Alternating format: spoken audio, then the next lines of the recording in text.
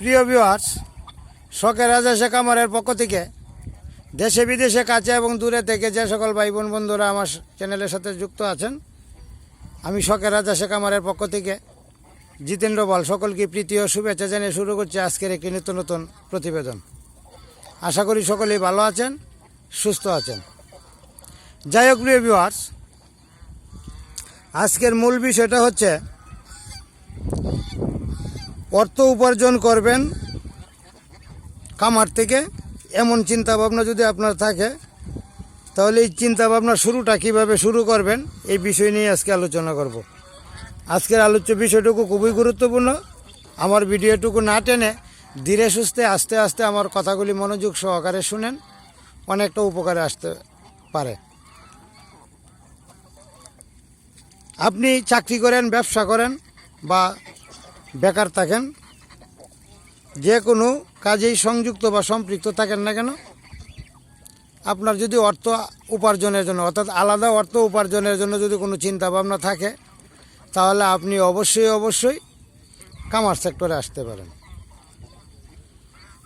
কামার সেক্টরে আমি একটা কথা সবসময় ভাবি বা মনে মনে চিন্তাও করি, গরুর চেয়ে মহিষ ভালো, ছাগলের চেয়ে ভেড়া ভালো, পাতি হাঁসের চেয়ে রাজহাঁস ভালো। এটা কেন বলি? এটার অবশ্যই একটা কারণ আছে।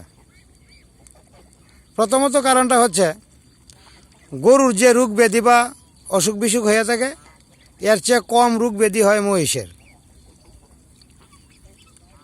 ছাগলের যে পরিমাণ রোগ ব্যাধি হয়, সর্দি কাশি জ্বর বা মারা যায়, তার চেয়ে রোগ ব্যাধি কম থাকে ভেড়ার।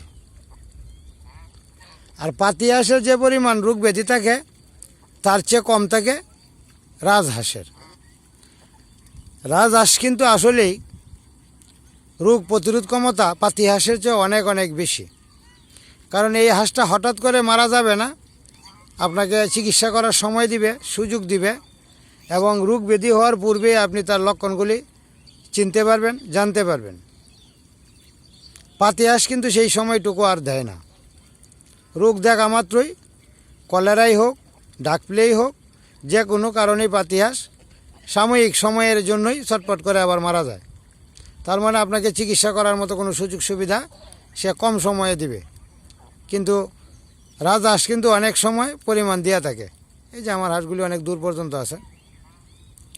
তা আপনি যদি রোগ প্রতিরোধ ক্ষমতা সম্পন্ন পাখি জাতীয় প্রাণী যদি লালন পালন করেন, তার মধ্যে মুরগি বলেন, রাজহাঁসই বলেন, পাতি হাঁসি বলেন, তার মধ্যে সবচেয়ে রাজহাঁসটা সবচেয়ে ভালো। কারণ এটা রোগ প্রতিরোধ ক্ষমতা সম্পন্ন একটা প্রাণী পাখিদের মধ্যে। এই জন্যই বললাম, আপনি রাজহাঁসের কামার যদি করতে চান, প্রথমত 5টা বা 10টা হাঁস দিয়ে আপনি আপনার ভাগ্যটাকে যাচাই করবেন, জানবেন, বুঝবেন এর খাদ্য তালিকায় কী রাখতে হবে, কোন সময়ে খাদ্য দিতে হবে, কিভাবে লালন পালন করতে হবে, কিভাবে যত্ন করতে হবে। এই বিষয়গুলি সম্পর্কে আগে আপনার একটা প্রাথমিক ধারণা থাকতে হবে। আর প্রাথমিক ধারণার পাশাপাশি আপনি তার খাওয়ার সময়, খাওয়ার রুচি, কখন কিভাবে চলাফেরা করে, অর্থাৎ তার বাসস্থান কীরকম হবে, অর্থাৎ তার পারিপার্শ্বিক সম্পর্কে আপনি ভালো করে জানতে পারবেন। জানার পরে ওই 5টা বা 10টা হাঁস থেকে যে বাচ্চাগুলি হবে ওইগুলি দিয়ে আপনি আস্তে আস্তে আবার শুরু করবেন। পরবর্তী বছর দেখা যাবে ওই বাচ্চাগুলি থেকে আবার হবে, হওয়ার পরে আপনার একটা পরিপূর্ণ কামারে পরিণত হবে। সুতরাং আপনি অল্প পুঁজিতেই 2 বছর পরে একটা বিশাল কামারে পরিণত করতে পারবেন। আর যখন বিশাল কামারে পরিণত হবে তখন আপনার এখানে একটা ভালো ইনভেস্ট বা পুঁজি থাকবে। 10টা হাঁস মনে করেন 20,000 টাকাতে শুরু করলেন, পরের বছর দেখা যাবে 150 হাঁস হবে বা 100 হাঁস হবে। 100 হাঁস হইলে আগের আছে 10টা, 110টা, তার মানে 2,20,000 টাকা আছে। পরের বছর দেখা যাবে আপনার এই 100 হাঁস থেকে 1,000 হইতে পারে। 1,000 হইলে আপনার 20 লক্ষ টাকার একটা পুঁজি এখানে অ্যামাউন্টে দাঁড়াবে। তখন আপনার মনের মধ্যে একটা আনন্দ সঞ্চার হবে এবং এই কাজগুলি করতে আপনি অভ্যস্ত হয়ে যাবেন। যখন অভ্যাসে পরিণত হয়ে যাবে, তার নিয়ম নীতি সম্পর্কে, খাদ্য চাহিদা সম্পর্কে, খাদ্য তালিকা সম্পর্কে, রোগ ব্যাধি সম্পর্কে জানতে পারবেন, তখন কিন্তু আপনি লাভবান হবেন। তার চেয়ে বড় কথা হচ্ছে, আপনি একটা খামার যখন দিবেন, খামারের প্রত্যেকটা হাড় যেন আপনাকে চিনে, আপনাকে জানে। এই যে আমি ভিডিও করতেছি, এই যে আমার পাশে দাঁড়ায়, এই যে আমার পাশে, এই যে এক হাত পাশে দাঁড়ায় আছে, তার মানে সে আমাকে জানে যে আমি তার একজন সাহায্যকারী মানুষ। তার খাদ্য, রোগ ব্যাধি, ঔষধ, চিকিৎসা, অর্থাৎ তার উপকারী ব্যক্তি আমি, এইটা তারা জানতে পারে, বুঝতে পারে। যদিও বা প্রাণী, কিন্তু এইটুকু বুঝার ক্ষমতা ওদের আছে। এই ধরনের সুসম্পর্ক যদি আপনার প্রত্যেকটা হাঁসের সাথে থাকে, বা প্রত্যেকটা প্রাণীর সাথে থাকে, বা প্রত্যেকটা জীবের সাথে থাকে, তখন আপনি খামার সেক্টরে লাভবান হবেন। আর আপনি আজকে আসলেন, 15 দিন আসলেন না, 1 মাস আসলেন না, 2 মাস পরে আসলেন, তখন আর আপনার এই খামারের প্রাণীগুলির সাথে সুসম্পর্ক থাকবে না। যখন সুসম্পর্ক থাকবে না, তখন কিন্তু ওরা আপনাকে ফাঁকি দিতে চেষ্টা করবে, মিস করতে চেষ্টা করবে, আর তখনই আপনি লসের কাতায় চলে যাবেন। আপনাকে প্রতিনিয়ত, অর্থাৎ সকাল বিকাল আপনাকে অবশ্যই লক্ষ্য রাখতে হবে, জানতে হবে, বুঝতে হবে কোন হাঁসটার কি হয়েছে, তার কি প্রয়োজন, সে কি চাইতেছে। অর্থাৎ ওরা কথা বলতে পারে না, কিন্তু ওদের মনের ভাষাটা যদি আপনি নিজের ভাষায় প্রকাশ করতে পারেন বা বুঝতে পারেন, তখনই আপনি একজন সফল বা সার্থক খামারি বা উদ্যোক্তা। এই তাদের মনের ভাষাটুকু বোঝার মতো আপনার দক্ষতা অর্জন করতে হবে। আর এই দক্ষতাটুকু যদি আপনি অর্জন করতেই পারেন, তাহলে আপনি এখান থেকে প্রচুর অর্থ উপার্জন করতে পারবেন। এটা আপনার দক্ষতার উপর নির্ভর করে। আর দক্ষতাটা কোথা থেকে আসে? দক্ষতাটা আসে আপনার ধৈর্য থেকে। খামার সেক্টরে থাকার একমাত্র প্রধান কারণই হচ্ছে ধৈর্য। ধৈর্য হারা হওয়া যাবে না। আপনাকে অবশ্যই মনে প্রাণে চিন্তা ভাবনা করতে হবে যে আমি 5 বছরের জন্য ওদেরকে লালন পালন করব। ওরা আমার কাছ থেকে কিছু নিবে, না হয় ওরা আমাকে কিছু দেওয়া যাবে। এই যে একটা মূল নীতি, এই নীতিটা আপনার ভিতরে থাকতে হবে। 5 বছরে ওরা আমার কাছ থেকে কিছু নেওয়া যাবে, কি নিবে? অর্থ নিবে, শ্রম নিবে, ঘাম নিবে, না হয় ওরা আমাকে অর্থ দেওয়া যাবে। তবে একটা জিনিস মনে রাখতে হবে, যে কোনো জীব লালন পালন করেন, ওরা 2 মাস হোক, 3 মাস হোক, 6 মাস হোক, 1 বছর হোক, 2 বছর হোক, 5 বছর হোক, ওরা আপনাকে কোনো না কোনো কিছু অবশ্যই দেওয়া যাবে। আর এই দেওয়াটা এমনভাবে দেওয়া,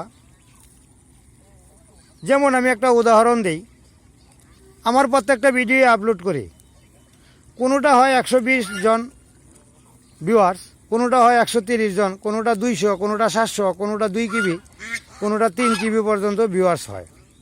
কোন ভিডিওটা দেখা যায় আমি একটা ভালো গুরুত্বপূর্ণ ভিডিও দিই, এই ভিডিওর ভিউয়ার্স হয় 500, 300, কিন্তু একটা নর্মাল ভিডিও দিয়েছি তাড়াহুড়ার মধ্যে, অল্প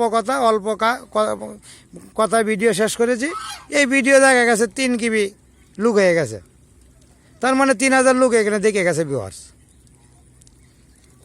ঠিক সেই রকম রাজহাঁস না, যে কোনো জীব লালন পালন করেন, কখন, কোন সময়, কোন মাসে আপনাকে এই ভিউয়ার্সের মতো হঠাৎ করে দেওয়া যাবে, এটা কল্পনাও করা যায় না।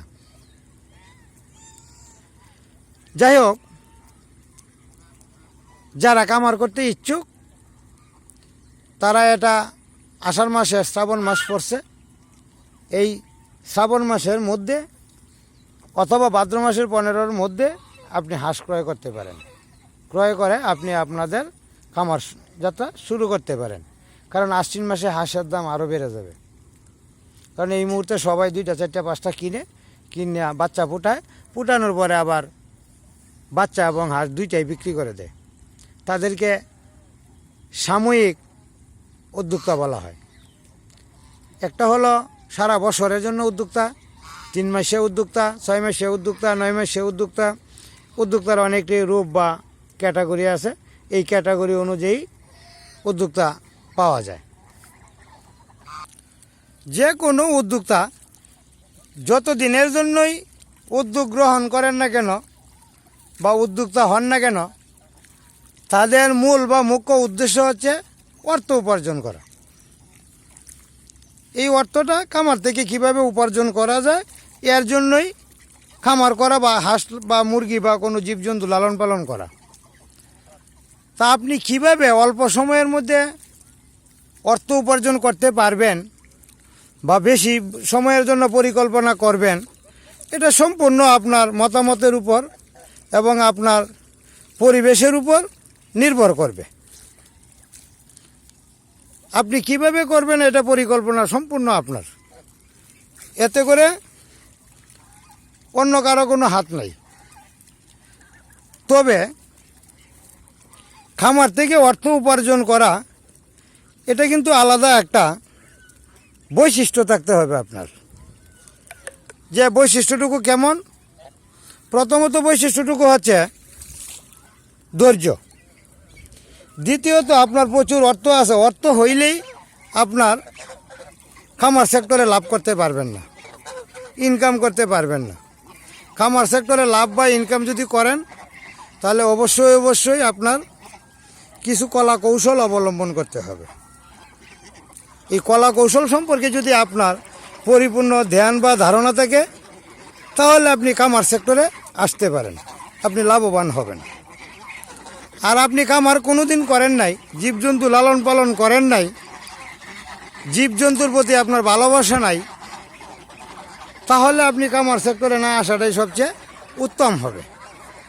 যাই হোক প্রিয় ভিউয়ার্স, আমার কথাগুলি যদি আপনাদের ভালো লেগে থাকে, মনের সাথে মিল পড়ে থাকে, তাহলে সেই কথাগুলি মনে রাখবেন এবং খামার সেক্টরে আসতে হইলে এই কথাগুলি অবশ্যই মনে রাখবেন, তাহলে আপনি লাভবান হবেন। যাই হোক ভিউয়ার্স, কথা বলতে বলতে অনেক কথাই বলে ফেললাম। আবারও কথা হবে পরবর্তী আরেকটা ভিডিওতে। সকলকেই আবারও প্রীতি ও শুভেচ্ছা জানিয়ে আমি আজকের ভিডিওটি এখানেই শেষ করছি। ধন্যবাদ সবাইকে, ভালো থাকবেন, সুস্থ থাকবেন।